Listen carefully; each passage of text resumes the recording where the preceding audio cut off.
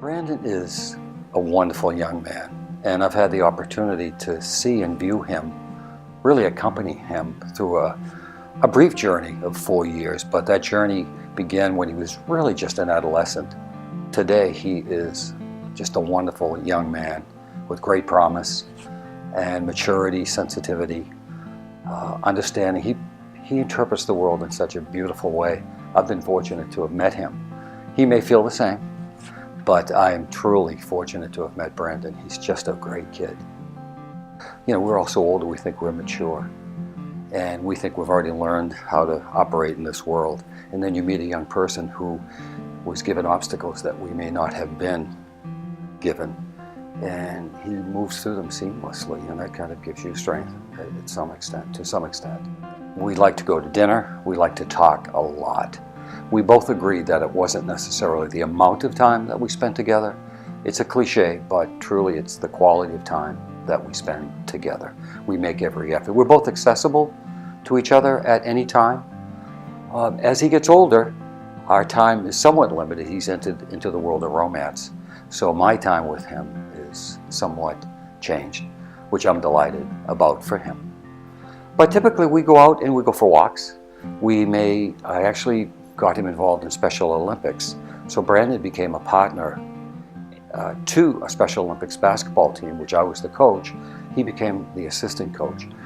The athletes, and this is where, again, I was reminded of what a great kid Brandon is.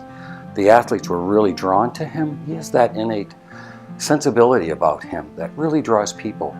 His leadership qualities aren't shouted about, but he has a quiet confidence that's recognizable by other people. So the athletes loved him. He loved it, and I think he grew because of that. I came into this program by accident. I met a young lady who was involved with Big Brother, Big Sister. She asked me if I had any time. Most people say no, and to some extent that's true, but I think we all have a little time. So I gave it a try. I met him on an April day, a little rainy, a little drizzly. And when I walked in, I was dressed in my work apparel, my uniform. And he was there in a heavy metal t-shirt with a cocked baseball cap. And I said, oh my gosh, what have I got myself into? I felt like a grandfather.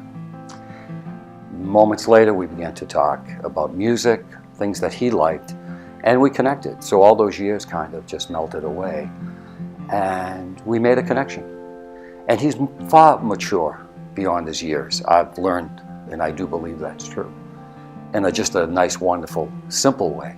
He's just a wonderful young man. I keep saying that. I love to, when people ask me about Brandon, I truly love to say, he is a great kid, because it's true. I thought I had lived enough years to be pretty aware of my surroundings, the environment, the planet.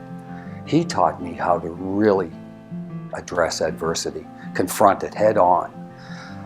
I don't see my role as a person who could go in and alter this person's life. We can do that at some level.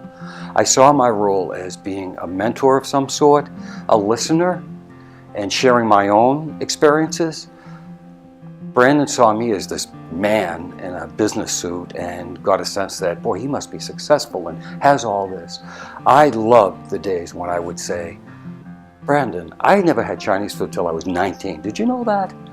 And little things about my life that I loved sharing with him because I knew there'd be a positive impact, and it was the truth.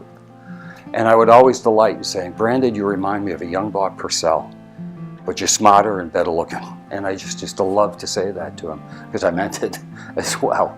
But there's a couple of things that I think people should consider if you're thinking about doing this. You have time. I think if you sit back and say, I have no time, you're wrong. You don't need a lot of time. It's not the length of time that matters, it's the quality of time. You will alter a person's life, and in the process, alter your own. I saw a young man address adversity in a manner that I'm not sure I could have. And I think I gained a bit of maturity from him. An 18-year-old young man gave me a greater sense of maturity and how I should address adversity moving forward in the future.